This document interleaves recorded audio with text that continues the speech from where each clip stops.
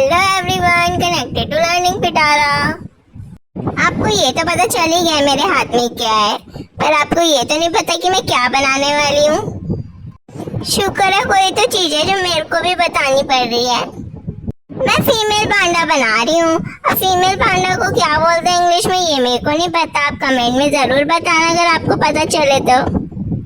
इसी बहाने मेरी भी इंग्लिश अच्छी हो जाएगी। मैंने जो पहले कीचेन बनाई थी वो बना के मेरे को बड़ा मज़ा आया, तो सोचा चलो और भी बना लेते हैं। तो मैंने ना पांडा वाली बहुत क्यूट लग रही थी, तो मैंने सोचा पांडा वाली कीचेन क्यों ना बना लूँ। वीडियो अच्छी लगी है तो लाइक शेयर सब्सक्राइब करना मत भूलना और आलस मत करना।